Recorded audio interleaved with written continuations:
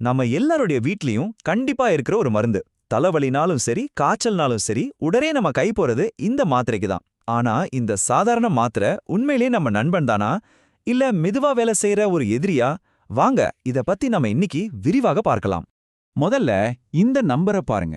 UK, US மாதிரி நாடுகள்ல நடக்கிற கடுமையான கல்லீரல் செயலிழப்பு, அதாவது அக்யூட் லிவர் ஃபெயிலியர் கேஸ்கள்ல கிட்டத்தட்ட பாதிக்கு பாதி 50லிருந்து 60% பாராசிட்டமால் ஓவர்டோஸ்னால தான் வருதுன்னு சொன்னா நம்ப முடியுதா? இது உண்மையிலே ரொம்பவே அதிர்ச்சியான ஒரு தகவல். ஆமா, இது நம்ம எல்லாரோடைய வீட்டு மருந்து பெட்டியிலையும் இருக்கிற ஒரு அத்தியாவசிய பொருள் தான். ஆனா ஒவ்வொரு முறை நாம அதை அவசரத்துக்கு எடுக்கும்போதும் அதோட வர்ற இந்த முக்கியமான எச்சரிக்கையும் நாம மனசுல வச்சுக்கணும். பாராசிட்டமால்னு சொன்னா சிலருக்கு அப்படின்னு தோணலாம். ஆனா, நான் குரோசின், டோலோ 650, கால்பால்னு சொன்னா இப்போ எல்லாருக்கும் புரிஞ்சிருக்கும் இல்லையா? ஆமா, நாம இன்னைக்கு பேச போறது இந்த மாத்திரைகளை பத்தி தான். அப்போ இது பாதுகாப்பானதா இல்லையா? பதில் ரொம்ப சிம்பிள். சரியான முறையில சரியான அளவுல பயன்படுத்தினா இது ஒரு நண்பன் மாதிரி பாதுகாப்பானது. ஆனா கொஞ்சம் தப்பா பயன்படுத்தினா கூட இந்த சின்ன மாத்திரை நம்ம உடம்புக்குள்ள ஒரு ஸ்லோ பாய்சனா மாற வாய்ப்பிருக்கு. பாராசிட்டமால் எப்படி வேலை செய்யுதுன்னு புரிஞ்சுக்க ஒரு சூப்பரான உதாரணம் இருக்கு. அதுதான் இந்த தீப்புகை உதாரணம். இத மட்டும் நீங்க சரியா புரிஞ்சுக்கிட்டீங்கன்னா பாதி விஷயம் உங்களுக்கு கிறிஸ்டல் கிளியர் ஆகிடும்.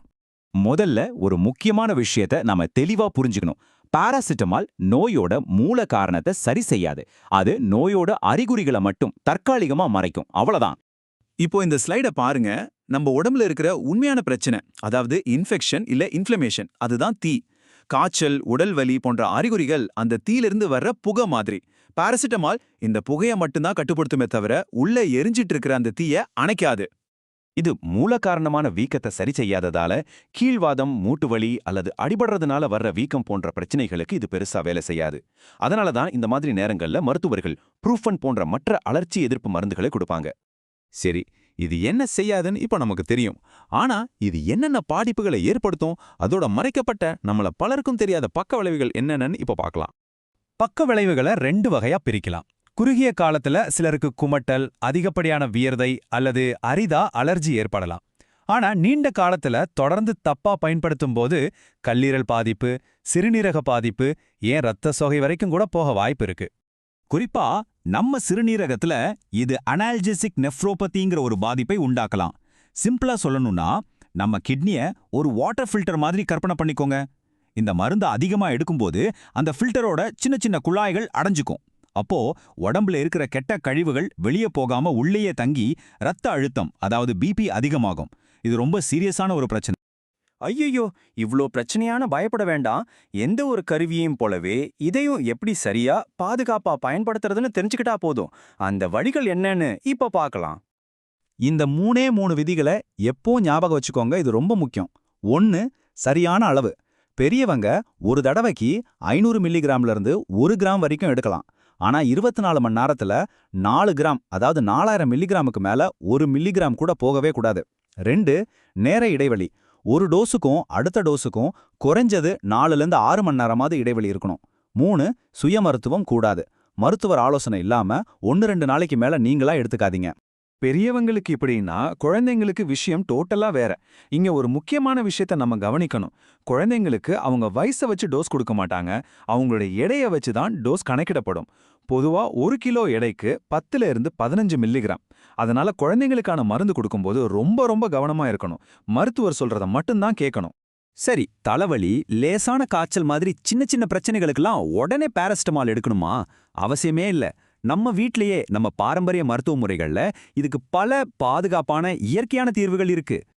இந்த ஸ்லைட ஒரு ஸ்கிரீன்ஷாட் எடுத்து வச்சுக்கோங்க, கண்டிப்பா உதவும். காய்ச்சலுக்கு சீந்தல் கொடி ரொம்ப நல்லது. இது நோய் எதிர்ப்பு சக்தியும் அதிகரிக்கும். உடல்வலி, தலைவலிக்கு சுக்குப்பொடி மிகச்சிறந்த நிவாரணி. வீக்கம் அல்லது அழற்சிக்கு மஞ்சள் பால் ஒரு அற்புதமான மருந்து. இந்த இயற்கை வழிகளை பயன்படுத்தும் போதே சில குறிப்புகளையும் ஃபாலோ பண்ணுங்க. மஞ்சள் பால் குடிக்கும்போது அதுல ஒரு சிட்டிகை மிளகுத்தூள் சேருங்க. ஏன் தெரியுமா? அது மஞ்சளோட குர்குமின் சத்து நம்ம உடம்புல உறிஞ்சப்படுறத 2000 மடங்கு அதிகப்படுத்துமா. யோசிச்சு பாருங்க. சீந்தலை காலையில வெறும் வயிற்றுல எடுத்துக்கிறது ரொம்ப நல்லது. ஜலதோஷம், லேசான உடல்வலிக்கு ஜோஷானந்தா மாதிரி மூலிகை தேநீர் நல்ல பலன் தரும். சரி, இப்போ நாம பார்த்த எல்லா விஷயங்களையும் தொகுத்து இதிலிருந்து நாம மனசுல வச்சுக்க வேண்டிய மிக முக்கியமான குறிப்புகள் என்னென்னு ஒரு முறை பார்க்கலாம். இந்த 4 விஷயத்தை எப்பவும் மறக்காதீங்க. 1 பாராசிட்டமால் ஒரு வலி நிவாரணி, நோய் நிவாரணி அல்ல. 2 அதிகப்படியான டோஸ் கல்லீரல் செயலிழப்புக்கு வழிவகுக்கும். 3 பாதுகாப்பான அளவையும் நேர இடைவெளியும் கண்டிப்பா கடைபிடிக்கணும். கடைசியா சின்ன சின்ன பிரச்சனைகளுக்கு உடனே மாத்திரையை தேடாம இயற்கை வழிகளை முயற்சி செஞ்சு பாருங்க. இறுதியா சொல்லணும்னா பாராசிட்டமால் ஒரு நண்பனாகவும் இருக்கலாம், எதிரியாகவும் இருக்கலாம். வித்தியாசம் என்னன்னா அத பத்தி நமக்கு எந்த அளவுக்கு தெரிஞ்சிருக்குங்கிறது தான் இருக்கு. சரியான அறிவு தான் நம்மள பாதுகாக்கும். இப்போ இந்த தகவல்கள் எல்லாம் உங்களுக்கு தெரியும். இனிமேல் உங்க வீட்ல இருக்கிற இந்த சாதாரண மாத்திரைய நீங்க எப்படி பார்க்க போறீங்க, எப்படி பயன்படுத்த போறீங்க, யோசிச்சு உங்க ஆரோக்கியத்துக்கான சரியான முடிவை எடுங்க.